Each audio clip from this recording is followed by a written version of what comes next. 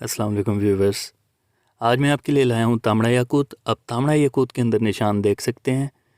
जिस टाइम इसको तराश के लिए निकाला जाता है तो ये कुदरती इसके अंदर पाए जाते हैं। आप इसकी कटिंग देख सकते हैं कि कटिंग कितनी अच्छी हुई है। तो अगर आप इस याकूत को परचेज़ करना चाहते हैं, दिए गए नंबर पर रब्ता करके इसको परचेज़ कर सकते हैं। ये आपको लग जाएगा 200 रुपये पर कैरेट। ठीक है, तो चलिए चलते हैं, इसका वज़न भी कर लेते हैं कि वज़न में कितना इसका वज़न बन रहा है। 15 कैरेट का ये स्टोन बन रहा है और ग्राम में 3 ग्राम का बन रहा है। तो 3000 के करीब आपको ये स्टोन मिल जाएगा।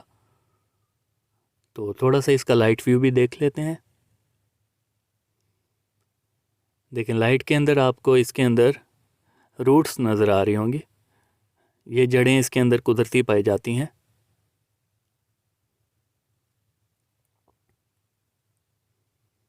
तांबड़ा याकूत में और भी क्वालिटीज़ आती हैं, आने वाली वीडियोस में आपके साथ शेयर करूंगा। मिलते हैं इंशाल्लाह नेक्स्ट वीडियो में, तब तक के लिए अल्लाह हाफिज़।